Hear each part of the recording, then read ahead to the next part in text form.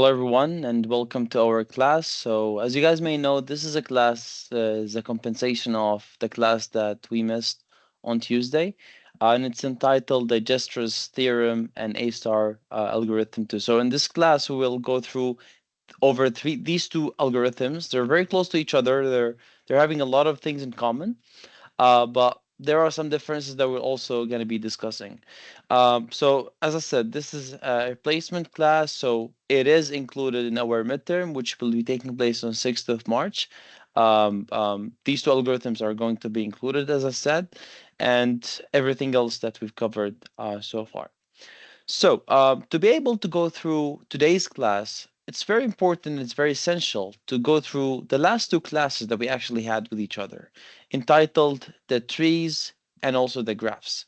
Now, both of them, if you guys remember, they implement the notion of nodes, right? So, in both of them, we had the concept of nodes, and each nodes is connected to a descendant node or to another node within the same level. For the case of the trees, where you have a hierarchical way of representing your structure, but also in graphs, the structure is actually, or the architecture rather, is represented in a graphical way where nodes are interconnected with each other. We came to know that nodes can be cyclic, they can be weighted, they can be directed, or they can be none of these. We can have isolated graphs, we can have connected graphs. So this is more of a revision of what went through in the last two sessions. But most importantly, we went through the traversal methods. And if you guys remember, there were two important traversal methods that we went through, known as the breadth first search and the depth first search. Both of them, they don't assume that we have an information about a goal, and both of them are ways to traverse through the different nodes. They're searching algorithms, rather. So in these two algorithms, we have different way of how we address every single node, but both of them, they have the notion of visited nodes, which means that if you visit node once, you cannot visit it twice, and there's no point actually of visiting it twice. The breadth first search is a tree level more of search. It's a search that goes horizontally through the different nodes, and the depth first search on the other side tries to go deeper into the branch.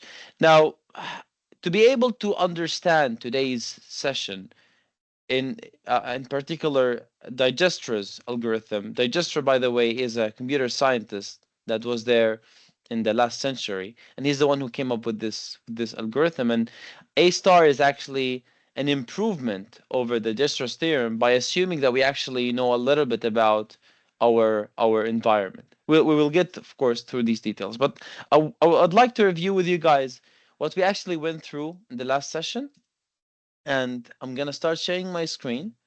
By the way, before actually I start sharing my screen and I start explaining things, very importantly, guys, for the slides for the last two sessions, I'm gonna be uploading them to your Omnivox, in addition to today's slides and some of the codes that we might be using as well, and some of the websites that we might be using as well. All right, so everything is going to be uploaded to Omnivox.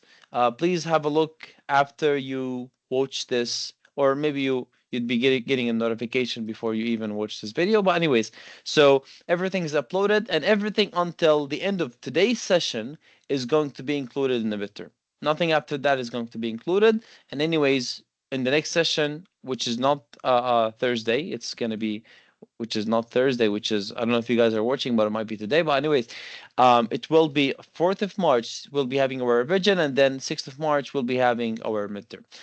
The midterm, as I said, is going to be at 11:30 a.m. It's going to be for 24 hours, and it's going to be take-home exam. Okay, so let's get started, and I'm gonna get started with where we stopped at in the last session, which is the graph traversal methods. And if you guys remember, there were two important traversal methods that we discussed: the depth first search and the breadth first search. Now, depth first search, I think we went through it in details. But let's go through it one more time actually to just understand how does it work. So the idea of depth first search is that you go through every single node in a vertical way.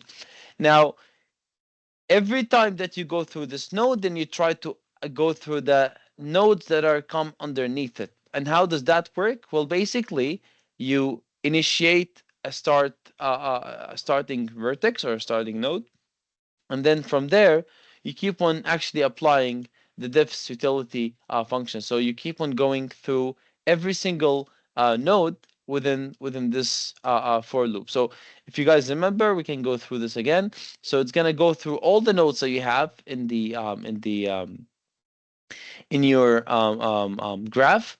Now notice here that some of nodes will be visited the moment that they get visited. So the moment that I hit that, the node will be treated as visited. And if it's treated as visited, I will not go through it once again, right? Because this for loop is subsequently um, um, um, uh, um, preceded by an if condition that makes sure that this node was not visited. But the most important thing that it makes sure of is that the adjacency matrix has one where you have the node at.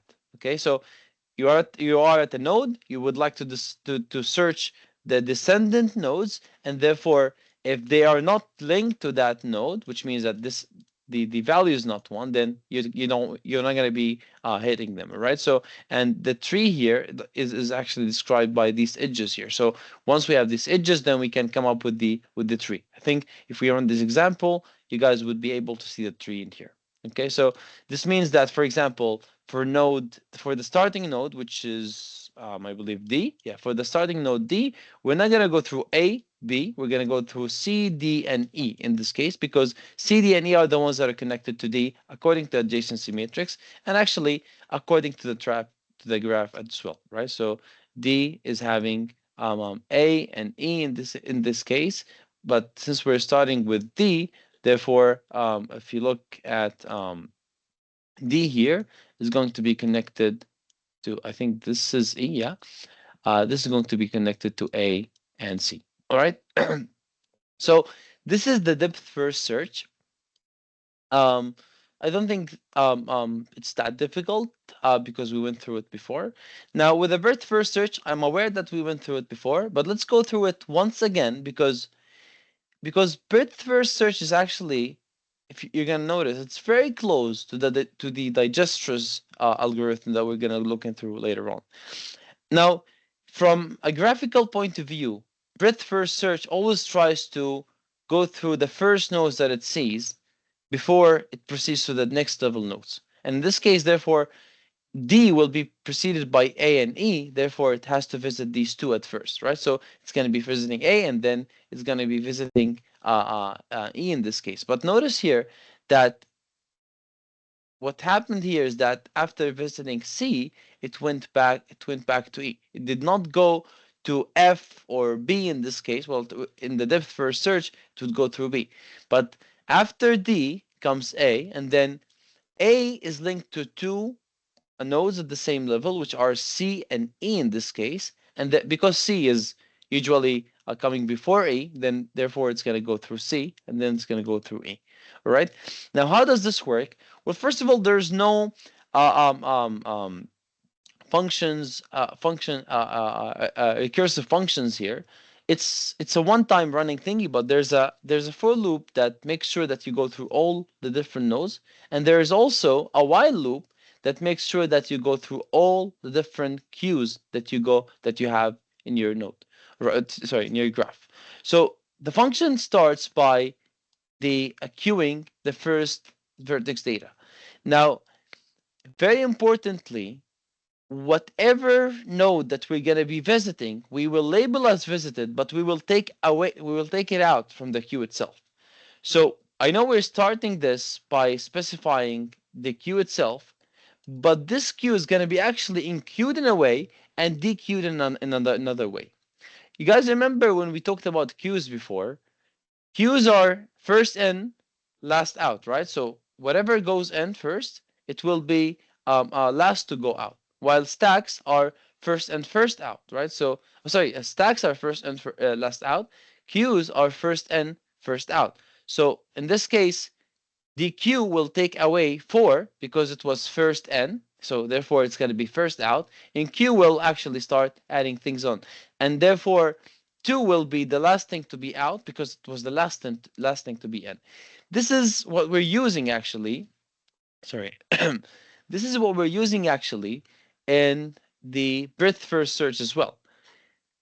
Whatever we have coming to address at the first is going to be the first thing to come out. So therefore, if we're starting from D in this case, D is going to be the first vertex to be eliminated or to be popped or to be DQ'd, call it whatever you want. All right.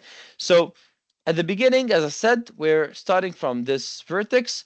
We're making sure that all of the vertices have false as they're visited, and then the current Q that we're currently at is going to be equal to true. Okay, very important thing, guys. So this is to label that we have actually visited this node. And now, if while we're actually having something to queue on, then the current vertex will pop the current queue. So this means that at the moment the current vertex is actually having an empty list, and then we will print the vertex data with the current vertex, and then we will have an iterative loop. So this iterative loop now is going to go through all the different current vertex that we are having in self size. Okay, so what does that mean? In adjacency matrix, we have different rows, right? The row for D is actually going to be the one that is going to be considered. And then every D is now having different columns that we're going to go through, right? So again, we are now addressing D. So if we're having things in D, which we do, which are A and C, if you guys remember, we're going to append them here. So Q now is going to append A and C. Now Q has two values.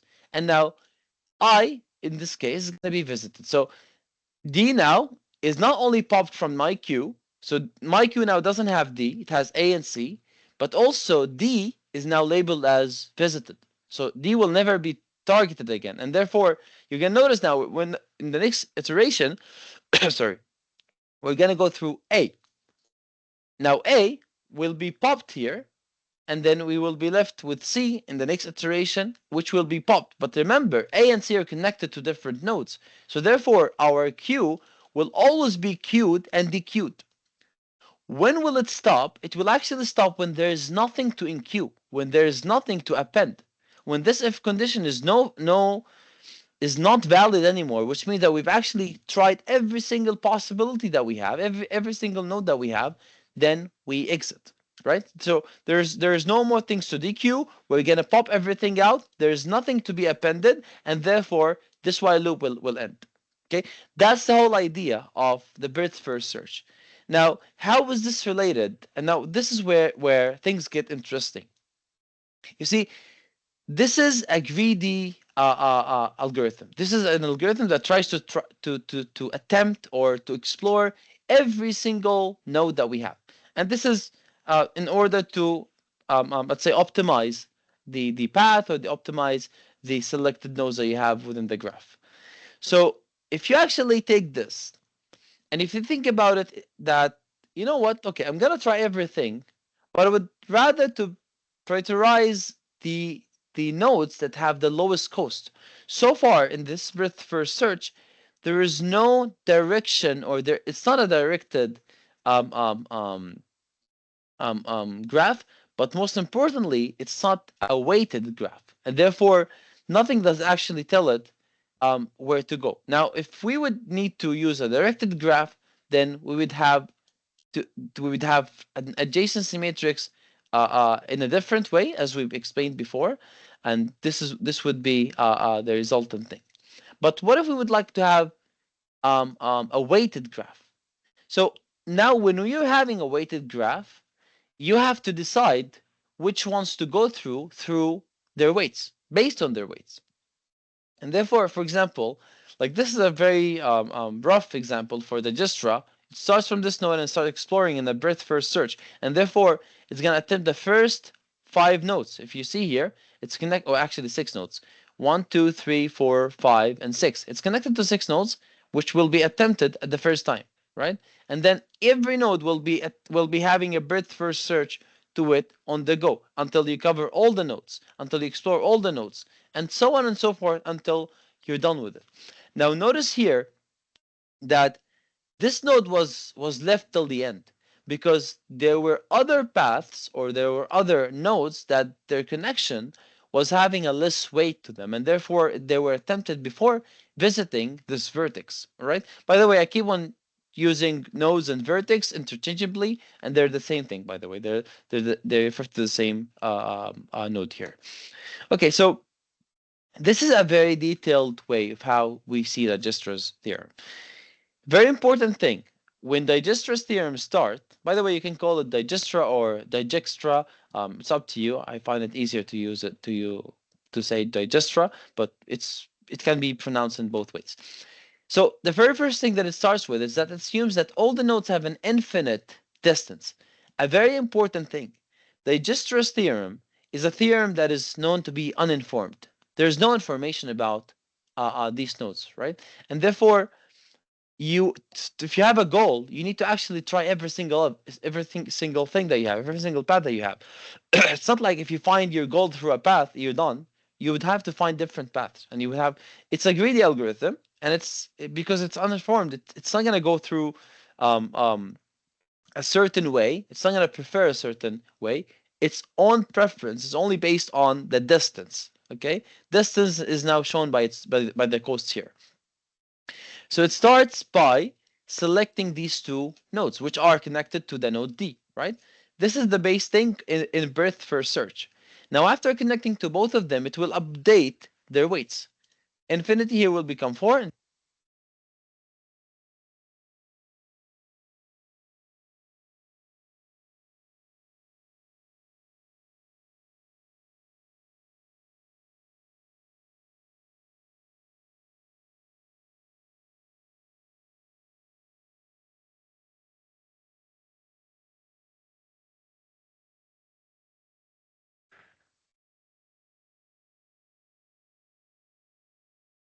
All right, so I think we're back. Okay, so what happened? My headphones just switched off, so I'm using the wire right now. Anyway, so we're back. I hope that my voice is beautiful. Okay, so what I was saying is that because it implements a breadth first search, it will firstly look as a breadth first search. But then there's something in Dijkstra's theorem. It's not a normal queue that you're having. It's actually called a priority queue. Priority queue means that the queue itself prioritizes where you want to go based on the cost. Now you notice here that 4 and 2 were the first, but now notice here that 2 is going to be selected. Although 4 is A, right? 4 usually comes first, but then because it's a priority queue, the appending that happens in the breadth first search is now gonna be sorry um, um, um, ordered or reordered in a way that makes it a priority queue, right? So it's not a normal adjacency matrix, and it's an adjacency matrix now that is reordered based on um, um, the priority or based on the cost itself. Okay, so now we go through DE, right? And then you notice here that here we are having 4, here we're having 4, and here we're having 5. Now, a very important thing, A was visited before, right? So there is no point to revisit A again to update its weight, right? Because 2, 4 here is going to be 6. There is no point of actually updating 4 with 6, right? Unless this is 1, then yeah, this will be updated to 1. Okay? So once that is done, we would actually go and visit C, right? So by the way, when I say visit C, actually C was not visited yet, but it's going to be visited in the next iterations. But here we're updating the weight based on the visited node, which is E. Visiting a node doesn't mean exploring a node. So here, E is visited, E is visited, C is being explored. So C is actually being explored by E, which means that DAC might be lower than DEC in this case, right? You never know because if this is 1, this would be shorter, right? So because if you think about it, DEAC is going to be 6 plus whatever this is. So this will be 1, whatever it is. But DAC will be lower. Now, the way that the Dijkstra theorem works is that DA is not a forgotten path yet. It's still a path. If you guys remember, it's still a path that is still there. But we decided to go with E first because E was having a lower cost to it. But if you think about it, if we would actually write this, I don't know, on a sticky note, let's say, or no, you know what? Let's do it on Excel. So if I would write this on Excel, um, at the very first iteration, DA and DE were explored. DA was having a 4, DE was having a 2. But then, because we visited DE, in the next iteration, DA stayed with 4. DE was deleted actually, because remember, in the breadth first search, we pop the node that we're visiting, and therefore E was visited in this case. Therefore, E will be removed, but now we're having another path, which is DEA, DEC, and also DEG. Notice that DE was removed. There's no more DE anymore. But now we're having DA, which is already there because it wasn't visited, it was never removed. But then we have DE, DEA, sorry, DEC, and DEG. And therefore, this will be, if in this case, if you notice here, DEA is going to be 6, right? So 2 plus 4, this is going to be 6.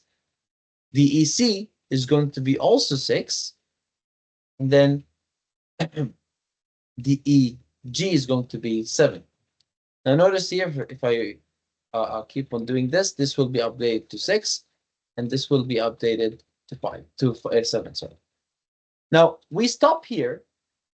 Notice that DA now is having the lowest, right? So I'd like you to zone out a bit. There's D is not the lowest anymore because it was popped. Now DA is the lowest. So it makes more sense to, based on this priority queue, again, I'm calling it the priority queue because now DA has to be explored. If I keep on playing now, you would notice that here it explored DA. So in the next iteration, what happened actually, it explored DAC because DA was removed, and then it was 7. And then we still have all of these that were never explored, right? So I'm not going to explore DAE because DAE was actually explored by DEA. So it will never be explored again. Now, based on this, we notice that DEA and DEC, sorry, are having the same thing. But now DEA is going to be a visited node, right? Because we visited A already here. So it actually not gonna be considered. So this would actually will never be considered. It was never popped, right? But it will never be considered because it's a visited node, right? So now we're starting to see some visited nodes. So DAA was visited, so it will be dropped, and that's why I'm giving it this color. Now, when you are at the AC, now C is going to be the node that we're going to be selecting, right? So how are we going to select DAC? Is it by DEC or DAC? Of course, it's by this one. Therefore, this one in the next iteration will be popped. So there will be no more DEC. This one will be visited, right? Because we are visiting we're visiting the C node by DEC, which is having a 6. But now we're going to be visiting 3 other nodes, right? We're going to be visiting F, B, and G. So now we're having 3 other nodes, which are, let me call them, it's going to keep on getting longer, but it's okay. So DEC F, and then DEC B, and then also DEC G. Notice here that we had DEC before. We don't no longer have it, but we are having other 3 nodes that are being explored. Now here, DECF will be having whatever DEC had plus 5, which is going to be 11, right? What about DECB? It's going to be whatever we had, which is 6 plus 2. That'll be 8.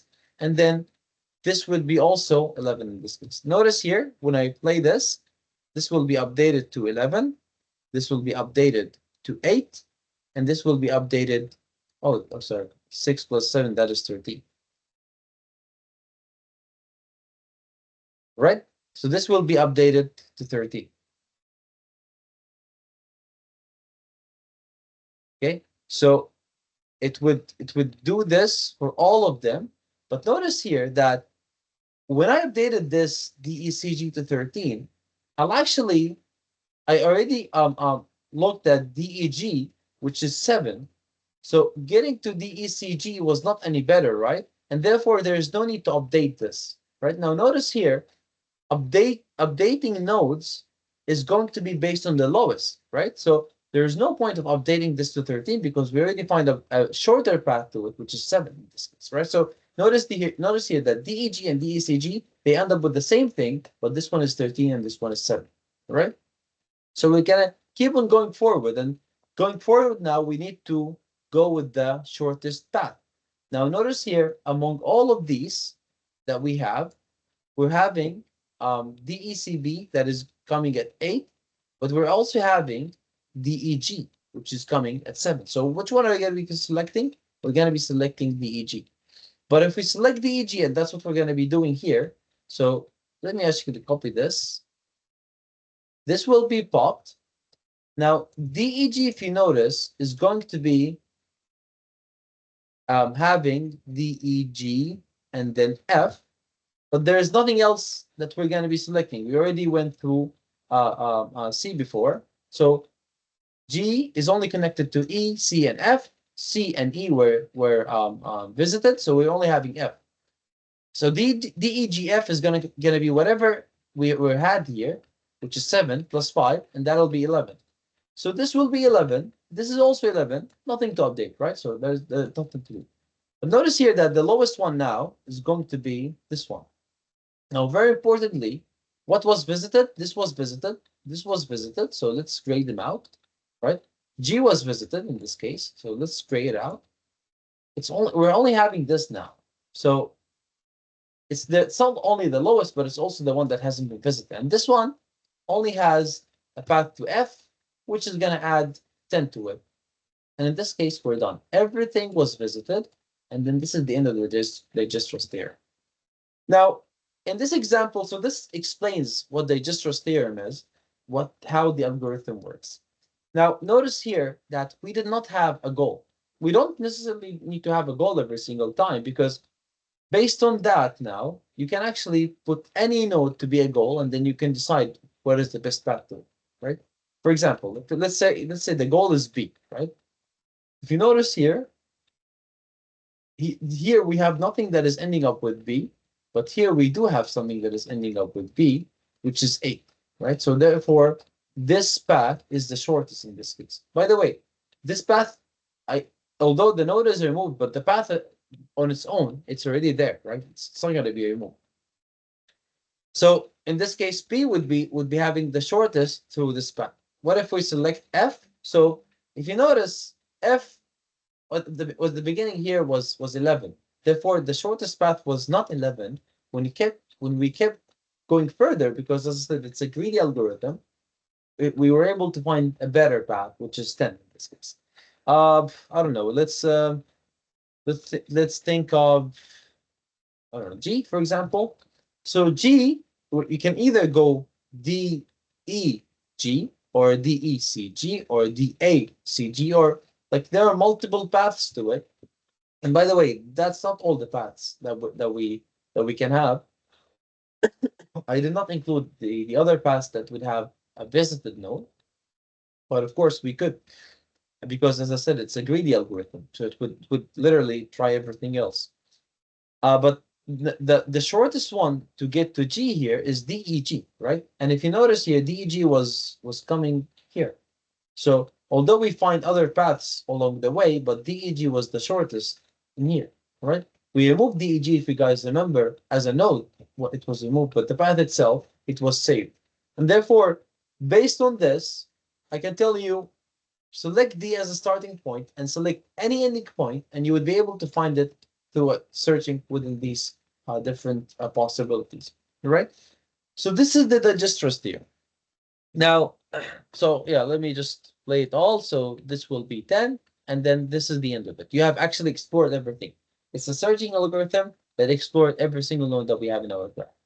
Now, think of it, we're having a goal. This goal is C, right? Now, we know that with when we're starting in D, or let's say when we're starting in B, we can either go to BFC or we can go to BC. And if you're using the Dijkstra's theorem or the Dijkstra's algorithm, C, starting from B to C or CF to C, there will be no consideration for the closer one. There will be no consideration for how close you are from C. Think of it as a grid, right? So let's take this as a grid. Um, let's, oh, sorry. So let's add this. Let's say that this is your goal and this is your starting point. Okay. Now, I could, well, you know what? Let's make this as a start. If you take the Dijkstra's theorem, the Dijkstra's theorem is going to start by assuming that this will be the first thing that it's going to explore. These are going to be all the nodes that it's going to first explore. Actually, let me be more precise. It will be, oh, sorry, be more precise. It will be these four nodes that it's going to firstly try. And then for every node that we're going to be having in here, it's going to explore the other three nodes, right? So it's going to be this, this, this, and that, and they'll be having this, right? So it will keep on expanding in that way. Notice that we are not moving to this goal in a biased manner, right? Now, because we don't know where the goal is, or we don't know any information about our environment, maybe digestive theorem would work. Maybe it's the only way. Well, it's not, but maybe it is for the moment. But what if I tell you that your goal should be on the right? Now you should give more importance to whatever comes along the right direction. So wherever you are in this environment, grid, we call it a grid environment. Um, you have to put more um, um, emphasis to the right by reducing the cost, I would say. And therefore, in the first iteration, although you will have this, but this will be the node that you will be exploring, you will discard these three nodes. And therefore, because you're exploring this node, you're going to be having something like this, right? And then because, again, you're exploring the right node, you're going to be exploring something like this. And again, you're going to be exploring something like this, right? Now, what would be the problem here? Now, what I just showed you guys, this is called the A-star algorithm. I will go into details in a second, but I would like to show you. Now, oops, notice that it keeps on going to the right. Now, if I do have an obstacle, whoops, if I do have an obstacle here, let's say here, for example, or I don't know, let's say here, it will continue to do its job to the right. It's not going to stop, but it's going to be a problem, right? Because we don't know that there's an obstacle here, right? We did not tell the environment, the algorithm, sorry, that there's an obstacle here. And because it's biased into the right, it can keep on going to the right and discard every single possibility, right? Because we can actually go top, right? We can actually even move diagonal as well. So how can we do better? Well, before I actually mention how can I do better, this means that the A-star algorithm, it can sometimes be as inefficient as the Dijkstra, but this is a worst case scenario. In the worst case scenario, the Dijkstra and the A-star algorithm would be the same, right? But that is very difficult to happen because you would need to have a very bad obstacle. You would need to have an obstacle that would do this, would do something like, I don't know, like would do something like this, and then you assume that this is your obstacle. So your only direction is out, and then we assume that this is the goal. Or no, not this is the goal. Okay.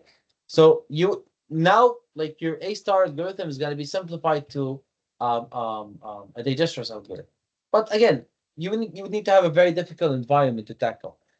But in normal scenarios, A star is way better. Even when we're having an obstacle like that, it will firstly hit an obstacle and then it will start searching other places by going here and here, for example. So it will go here, it will go here, it will also go here and here because it can't go to the right. And then once it reaches here, it finds another path, so it's gonna keep on going top. Oh, sorry, right and top. But so how can we do better? Well, how can we actually enhance this? Now, before actually talking about this, well, I don't want to start, jumping over topics. Um, so we've explained what is the Dijestra's algorithm. We've explained how can we do better with the A star. So how does A star work and how is it different? A star A star implements a very important notion, a very important concept called heuristics. Now, what I did here, I called it bias, but there's a better way of actually presenting this or actually defining this. It's called heuristics. Heuristics is that you're actually trying to say that your path or your searching algorithm is not only based on the distance between one node and another, and in this case it's only one, this is one, this is gonna be one, this is gonna be one, and this is gonna be one, right? And then this is gonna be two, this is gonna be two, this is gonna be two, right? So we're having in this case non-weighted, right? It's a non-weighted graph because it's a grid. Now, the thing is with this way, it doesn't actually, or it discards the direction or some of the information that we might actually know about the goal. We know that the goal is top right, so we might actually utilize that to actually penalize the opposite directions. So instead of saying that, okay, it's going to be only the cost of one heap, right? We call it heap. It's also going to be the cost of the heuristics of the direction. So because we're going to the right, I'm gonna say that the heuristics is going to be only one, let's say, okay? But because if we want to go to the left, because we want to go to the left here, or top, or I don't know, left, like let's say to the left, it's gonna be 1 plus 5. So notice here, if I would just take away these, in the first iteration, and maybe this can equal to also 6, okay? In the first iteration, it's not 1111, it's going to be 2666. And therefore, in the next iteration, these will not be visited. Because remember, Dijkstra's algorithm tries to implement the priority queue, and therefore, 2 will be the next one. So a very small modification, that's what the A star is all about. A very small modification. By the way, the A star is a very old technique that goes back to like decades.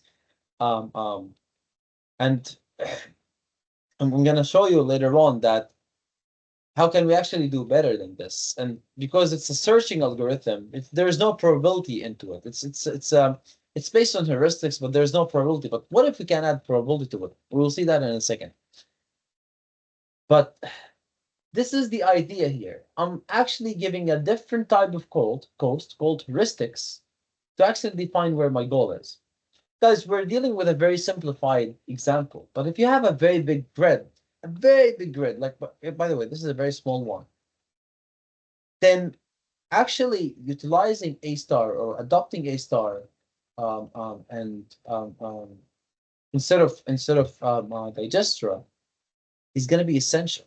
Is going to be way more effective than going with the Dijkstra. Um, I actually um, went through something that is very interesting. I'm gonna share all of this with you guys, by the way. Um, Let me just maybe install. Let's first of all run this environment. Yeah, I noticed that. So let me install this.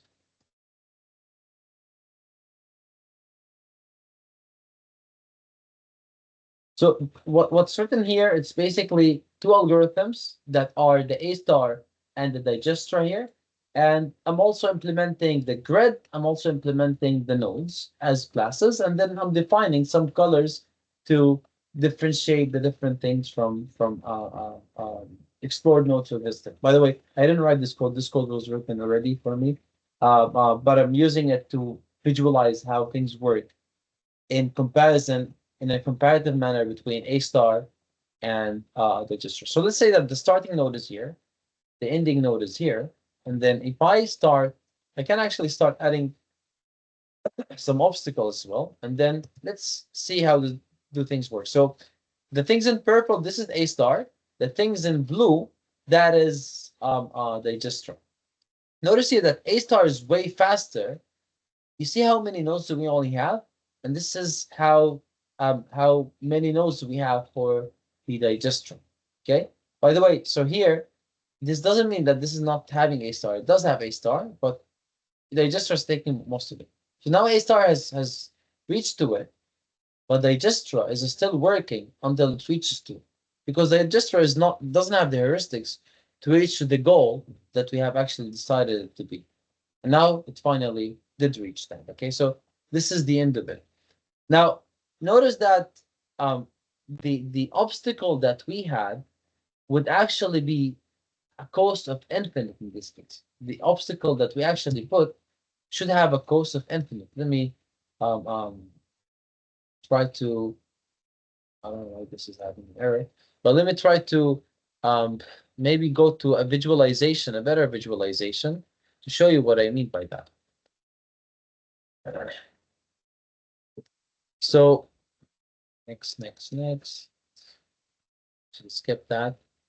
So this is I've actually opened multiple websites just to show you the difference. But let's say that I'm actually having these obstacles here. And now this is my starting point. This is this is the ending point here. And then I can right visualize. I can pick the algorithm that I want it to be. Let's just start with Dijkstra and then visualize the Dijkstra. So notice this is how it works. This is how it keeps on expanding. It doesn't have any preference to any certain place. These things are having an infinite thing. My laptop, by the way, it's going crazy because of simulation.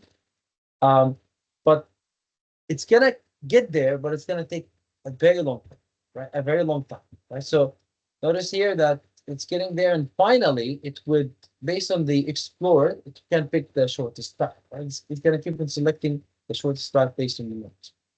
Now, what if we select a search, a star search? So notice that there is more emphasizing on the left side, but then there's an obstacle that it hit. But then the moment that it got out of the obstacle, it kept on going to the right until it reached the end. Okay, this is how A star is way important or way better than they just. We do have other things. Breadth first search. You know that you would notice breadth first search is even worse than digester because it doesn't implement the priority. So sorry, going with the shortest path might be an element in this case, right? So it's gonna explore every single path. Now, because of the priority queue in what do you call the first search of the Dijkstra, it tends to go with the shortest path possible in an explorative manner rather than the depth first search. But both of them, they should give the same answer in terms of the path. At the end of the day, the path will be the same. We can have greedy versus first search. So notice that greedy versus first search is I would call it, it's even faster than the A star, but it has its own downsides because you don't always know you're not always aware of where the obstacle is, and therefore tries to go all the way to the right. Notice that a search is giving more importance to some other nodes that we have, while greedy, oops, yeah, so A star It's giving more importance to other nodes. It keeps on exploring this side, but it gives more importance to other nodes as well because it's not only right, but it's also top, and you're having this obstacle. Now, swarm algorithm. Swarm is a way to do that through um, um, implementing the swarm. You know, like in nature, this is how things get explored. You know, there's a lot of ways that actually we can implement, but all of these methods are based on heuristics. They're based on rule based, and there is no probability into them. What if we can implement something that is based on probability? Now, why, first of all, why would we go from here to here? Now, notice that, like, for example, let's say that, okay, this is a good thing. Let's say that I'm having something like this. This is a maze that I have. And then I'm having a first, an ending goal, and uh, a starting point. And then I'd like to use the A star. Notice that it would have to implement all the different nodes in this manner, while this is the starting node, this is the ending node. Now, let me maybe drive my own.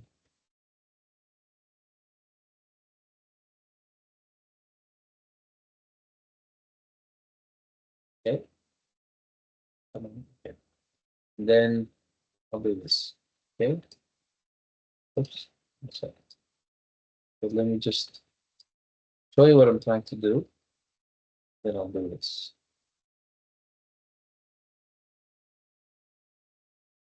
Notice how bad this is, right?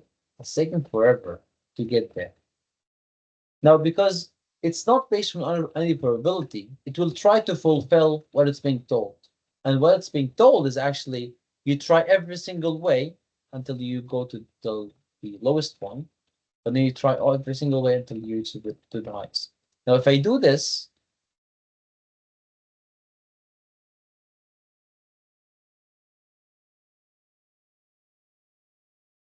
then maybe,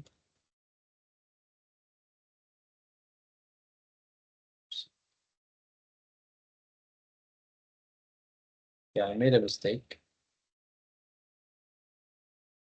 Let me do it. If I do this, now notice here, it's although we have a path here that looks shorter, right? This path looks way shorter. It will keep on attempting the other paths at the downside. Why? Because it is closer to the goal based on the heuristics. This, if I'm here, this value would always be lower than this value, right? It will always be lower than the top value. And therefore it will keep on trying every single thing until it reaches here, and then it notices, okay, you know what? I have a shorter path that comes from here to reach here. This is not efficient at all. This way of showing an obstacle, this way of path planning is not efficient at all. And if you want to scale this, and let's say that this is an actual robot that is trying to find its path, it will take forever to get here. And I can actually keep on making it worse because I can actually keep on implementing things here and here, here and here until it takes really forever, while the shortest path can be from there. But it will never attempt this path because, again, what is being told doesn't include this, and it's based only on specific answers, specific nodes that it has to select based on these heuristics. These heuristics are nothing but tries to show them in this manner. See, this is the starting point, this is the end goal, and then I always try to go with the shortest path. Okay, so one, after one, I'll go to two, after two, I'll go to three, after three, I'll go to four, right? After four, I'll go to six, because notice, if I go here, it's going to be seven. Here it's seven, here it's six, but this is far from my goal. I need to keep on going in that direction, right? I need to keep on going in the shortest direction. This is, by the way, an article on Medium that shows a star, but it shows it in a nice way because it shows you some of these what do you call visualizations. but also it shows you what do we mean by um, um, okay, yeah, what do we mean by the heuristics? So f is the total cost of the node. That's okay. We're already aware of that. G now is what the Dijkstra already has, which is the distance between the current node and the start node. We always have that in Dijkstra. Now H, it's not only that, but it's also the estimated distance to the end node. And by the way, this heuristic, you can define your own heuristic. Okay. Now we do that because this is the best thing to do with our example, right? But you can define with whatever heuristic that you like. You can, I don't know, like for example, you are on a ramp and you know that going left will go down the ramp, so the cost is going to be lower. If you go right, you're going to be go up the ramp, so the cost is going to be higher. So you can actually come up with your own heuristics, and there is actually an art to that. Like coming up with your own heuristics is sometimes an art based on the example. Whatever we've been dealing with so far, it's a very easy example, but there's always dynamics. For example, if you're going from College La Salle to Laval, we have multiple ways and we have multiple routes that can have traffic sometimes, it cannot be having traffic, have more traffic signals, or so you see it keeps on getting more difficult at this point. Now this heuristic, we can actually be more probabilistic. Let me now stop a bit at this. Now, before the invention of A star, when we only had digesters or A, for example, the thing that would be a heuristic, sorry, a probabilistic to Dijkstra, not A star. I'm talking about Dijkstra now. Would be what is known by RRT. Okay, RRT stands for random exploring tree or random rabbit tree. So let me try to show you. Oops. Let me. So, oh, actually, this is a nice article. I remember this article from my master's. That's why the rang a bell a bit. So RRT, it stands for Rapidly Exploring Random Trees. So it's a random tree. It's a tree that is randomly being explored. It's randomly being searched through different nodes that I'm going to be having. Um, Okay. Yeah, I saw this before, but I might not forget it. I might not remember it in the best way possible. I mean, this article. But the idea is in RRT is that I'm not going to be selecting the next node based on the coast. I'm going to be selecting it based on the heuristic. I'm going to, try a node here, try a node there, try a node there, try a node there, try to explore different nodes. And by the way, this is a searching algorithm and an exploring algorithm as well. Like it's not only finding the shortest path, but it also trying to explore what are the existing nodes. And you can actually define how how big this node is. Okay. So for example, here you can start saying, okay, I'd like to start with exploring every 10 nodes every single time. So every single time it's going to be exploring 10 nodes, right? So let me maybe make this bigger. Sorry, so now we're talking about RRT, by the way. So let's start with one. So I've added one node here. Notice that this one node is going to be having an obstacle at the end, right? So therefore, when I add a different node, it's going to be in another direction because this node has been faced with an obstacle. This node was also faced with an obstacle, so I'm also going to try another node in a different direction in this case, and therefore this will be my node. So you will keep on exploring multiple nodes, but not in what do you call in a selective manner. So you keep on exploring nodes, as you could see, But again, the exploration is happening randomly. If you're in an A star, sorry, if you are in an A star or Dijkstra, you would never try to go with the higher coast nodes. Like you would never try from here. You would not you would try from the shorter nodes or the closer nodes to your starting point. But let's keep on adding. Let's maybe start adding 10 nodes now. So you see now it's exploring multiple nodes by adding 10 nodes to the existing nodes that we already have. Let's add another 10 nodes. Right? Let's add another 10 nodes. So you can keep on actually doing that. Now, if I actually start adding some exploration bias, notice what happens now is that the nodes that are usually explored are going to be towards the direction or towards the opening that we're having here, right? So let me maybe increase it a bit more to show what I'm trying to see here. So I'm actually having more nodes now, more than here. If we're actually having this, then you're not going to be having any bias towards exploration. And now another thing that we can actually define is that the goal radius. So I'm okay to be, if you reach here, it's as if you reached here. Okay.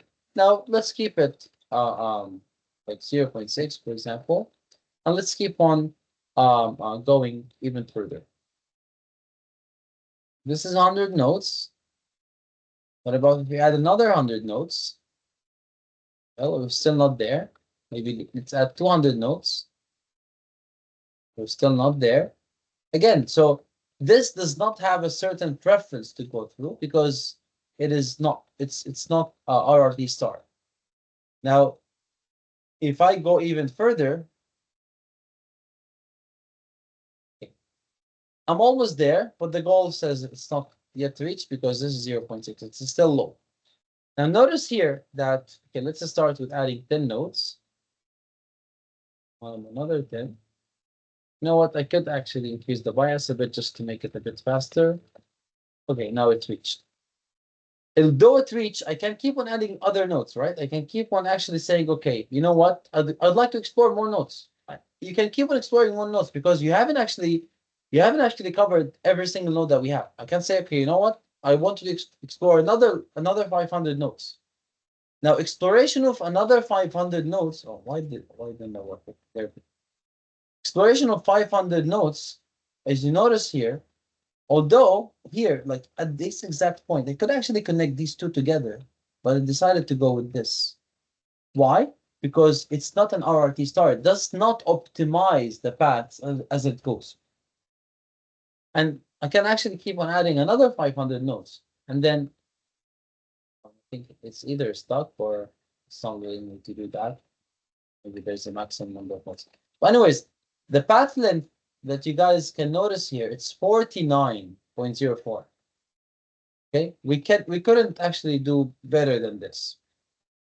Now, what if I'd like to implement RRT star? Okay, now let me yeah. So here, this is RRT star. Let me just add 500 just for the sake of making it faster. I don't know why it's taking too long, but what I'm trying to show here is that after exploration, let's add. Oh, the starting point is here. Let me actually refresh this. And then, yeah, I don't want to change the starting point. RT star 500.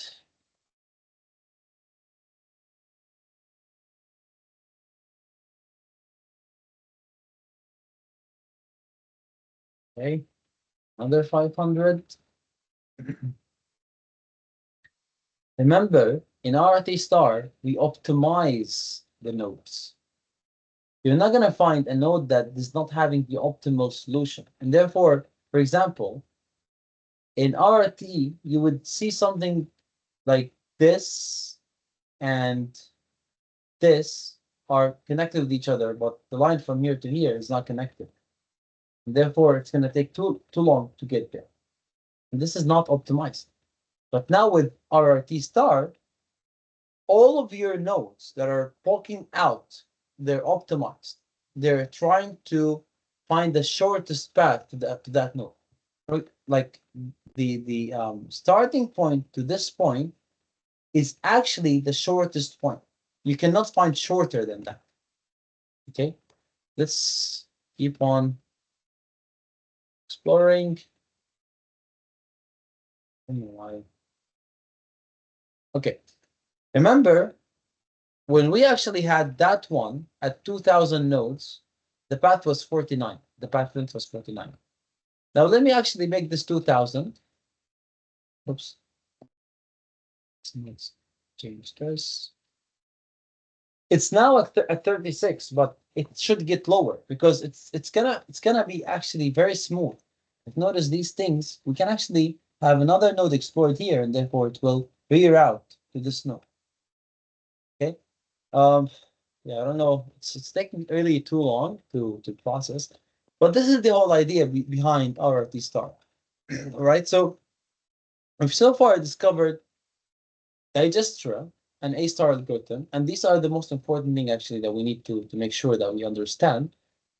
RT and RT star are not going to be included in the exam. I just wanted to show them to you guys because I wanted you to compare with the deterministic methods like the Dijkstra and the A-star. These are called deterministic, but we're also having these probabilistic methods that are RT and RT star. All right, and also random trees probabilistic, but um, random tree is a way to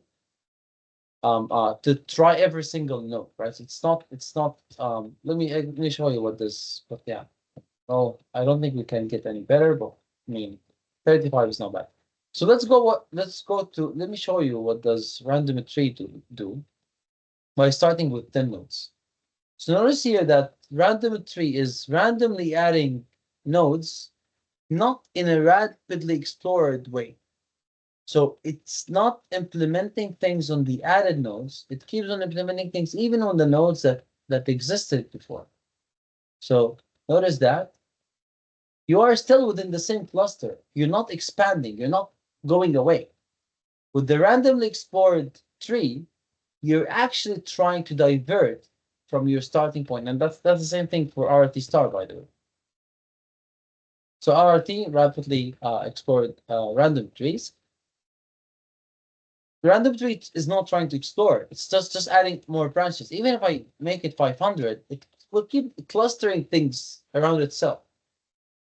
And you see, this is not what you want to have. If I add exploration bias, of course, and add another 500 nodes, you would see things that are more explored. But again, it's not going to be as good as the RT star because, again, you're not having a drive to go further from your starting point. And that's what RT or RT star are trying to implement too. Okay, so going back to our what do you call Dijkstra and A star, these two algorithms are, as I said, they're um, um, definitive, which means that they're based on they're not based on probabilistic, they're based on rule-based methods. And they keep on happening until every single node is being explored, right? Remember, these algorithms are greedy algorithms, which means that they stop when every single node has been explored, right? Again, with A star, it's a bit better because there is a cost. There's a different cost for the direction that you go through based on the heuristic, but it's still a greedy algorithm within that cost itself. Because if you remember, here, for example, you're here, we were trying every single node here until we reached there. So it is also a greedy algorithm in an optimized manner, I would say. All right. So I would say this sums up what I wanted to explain about the Dijkstra and A star. By the way, the applications for these algorithms are many, especially the A star has a lot of applications in gaming industry. A star is also RRT by the way, but A star is very important because think about it. If you're thinking about chess or checkers, remember the example that we actually showed in the previous session with the state space search, right? So you're doing a state space search within these different methods, whatever method that you're going to be choosing. Then you check every single movement that you can have within these different methods, and then you are more comprehensive of what is the best move to take based on these methods. And if you think about it, it's a if you visualize it, if you keep on going this way, right? This is a one-dimensional, or let me call it two-dimensional way of going through things. But what if you're having a three-dimensional thing, right? So let me show you maybe. A star, maybe. Not this, not this one. So this is a three-dimensional, like think of a drone, right? A drone is trying to move to the best location in a three-dimensional manner. Now, three-dimensional is a very easy way to imagine because this is what we're living with, right? So three-dimensional. But with chess, it's not even three-dimensional. It can be 220 dimensions or 200 dimensions. The more dimensions that you have, the more computational cost that you will require because you need to explore in all of these dimensions. Remember, we can only see three dimensions. But what if you have more dimensions than that? It gets even more difficult and it becomes more expensive, right? So therefore, going with A star and preferring it over Dijkstra now becomes more essential. You need to actually find what is the best way to do that. Now, there's a lot of ways, there's a lot of games, there's a lot of applications, as I said, that implements that. Robotics is very important. Once I got a question from you guys about how does Tesla work, for example. Well, I I, I wouldn't say that this is a very important factor in the way that Tesla works because the way that Tesla works is that, or not Tesla, most of the self-driving cars, they have multiple layers on path planning or on finding the best way to go through. Because at the end of the day, um, you need to explore the map to be able to know what the path is. So there's something that is called simultaneous localization and mapping, which is known by SLAM. SLAM. SLAM stands for simultaneous localization and mapping. So you're exploring the map, and then you do localization within your map based on your surrounding.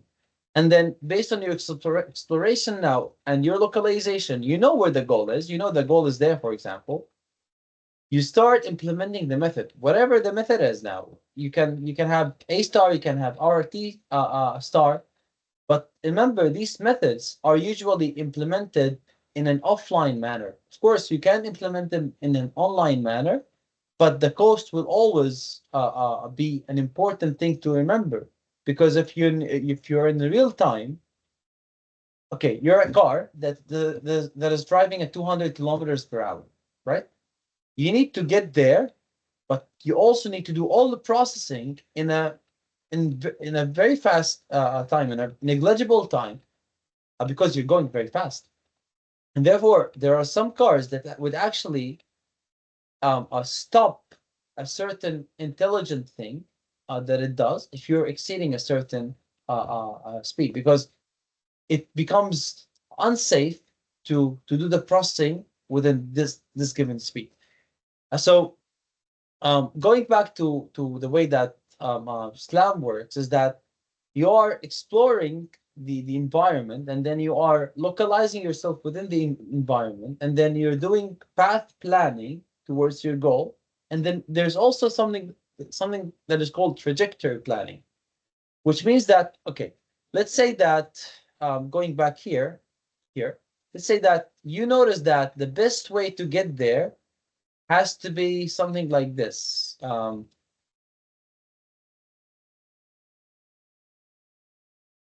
Let me give it this color. Okay, this is the best path. But again, a car moving in that way, it's the car would never move in that way, by the way. And there's a different, um, I believe it's called holonomic and non-holonomic robots. Remember, guys, the other day I was actually trying to remember the word for the robots that move in a certain path, or they have to rotate and move in that certain path. So usually our cars are known to be non-holonomic, which means that you need to rotate the wheel and then you can move in that direction. While we do have some holonomic robots, like this one, for example, you see the way that the wheels are, this is holonomic. The way that these wheels are, this is holonomic too. It doesn't need to rotate to move in a different direction. It can move in a different direction very easily. Actually, let me show you a video of that. Um, I just want to show you an example of holonomic robots. We all know what non-holonomic robots are, but let me show you an example of holonomic robot. Yeah, maybe this one.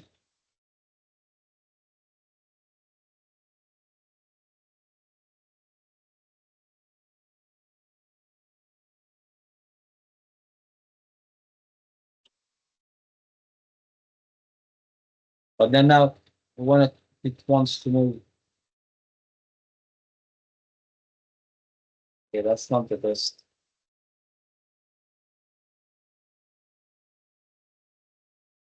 Um, Let me try to show you an example of holonomic robot.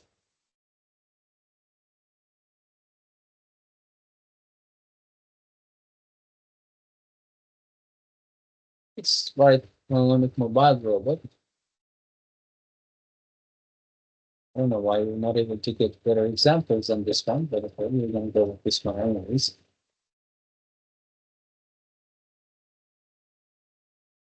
Or maybe this one. See? So that's called a holonomic robot because it's a robot that can move in whatever direction that you want it to be. By the way, there are some cars nowadays. I know that BYD, for example, can be holonomic by changing the wheels that it has. Another example, I don't know if you guys have seen that G-Class station. I don't know if you've seen the G turn. Yeah. So if you notice here, so this rotation is happening without actually directing the wheels. So that's the difference between holonomic and non-holonomic. So you need to actually consider that when you're actually planning your graph, when you're actually implementing your graph with the posts and heuristics, you need to consider, are you going to be dealing with a holonomic robot or you're dealing with a non-holonomic robot? Okay. These are two important things to consider. All right, so I hope this is clear. I hope this is also motivational to understand more about them, to read more about them. They're very important algorithms. And I think everything that we've covered so far, every single thing that we went through comes to this point, whether we're talking about queues, we're talking about arrays, linked lists, breadth first search, depth first search, with all different implementations for the trees and the graphs, coming to the minimum, finding the minimum path is this is where we stop for this midterm. As I said, I still believe you can research more if you like this topic. You can do more about it. It's a very important topic nowadays. There's a lot of research about it. Everyone is competing against reaching fully self-driving cars. There's a lot of companies that are doing very good at that, and they're very close to actually having a fully autonomous car. We have 5 levels to get there. 5 is the highest one, and I don't think there's any company that actually reached that. And reaching that would mean that there is no dependence or reliance on the human being. They can never claim that because that's very risky, by the way. And this is one of the things that we call responsible AI. So responsible AI is like a field that has multiple core principles. One of them is accountability. So all AI models have to be accountable to a certain entity, whether it's to the owner of the company or set of committee members or whatever. So this is something that to ensure that we're having ethical usage of the AI model, whatever it is. All right. So also, I'd like to add that after the midterm, things will take another direction because, as I said, this course has two main chapters. The first chapter is mainly solely focusing on the traditional methods of data structures and algorithms. And of course, we went through some of the things that implements smart models that the one, for example, the ones that we showed today. And this is part of, sorry, this is part of AI that has been there for a while, and it's still important in a lot of things that we encounter on everyday basis. Um, Hopefully, when you guys graduate, you will see its importance in designing a solution for a problem. Now you know the tools that you can actually use in designing a tool, in designing, sorry, a solution. Um, um, you can actually think of multiple things. An example that I can actually tell you about is that let's say that you're having multiple users for your application. You're having an application, you're having multiple users that are using it, and you would like to optimize this application for every single person. But your application has multiple options to choose from. And these options, you can think of them as nodes, right? And then every node is linked to another node. And then the cost from one node to another can be defined based on the heuristic that you can actually define. And then therefore, um, therefore loading up that that heuristic into your what is known by cache. I'm sorry guys, we're having a very um angry dog, I guess. So let me close the window. Yeah. So doing such a thing would require you to understand what is the shortest path to get there, right? So that is something that I'm currently able to come up with. But the examples are many. But then the second chapter of this course is going to be talking about machine learning pipelines and how do we actually implement the models that we have in different platforms in different contexts. Make sure that it's possible to use that everywhere. We will look into machine learning pipelines. We will look into APIs, and I think a lot of you guys know about some of them. Some platforms that are Streamlit, you guys know what GitHub is, Vola, G-Radio, and Radio, for example. Some ways to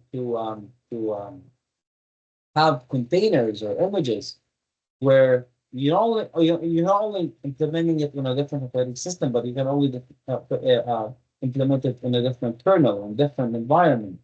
Um, Speaking of environments, we will get to know about conda environment and virtual environments that you can actually implement. For example, you can package your project and give it to someone else, and then because you want to make sure that the other person is able to run this project, this would be based on your environment that you created, your virtual environment that you created. So all of this will be tackled and attempted in the next chapter, which will be started after the midterm.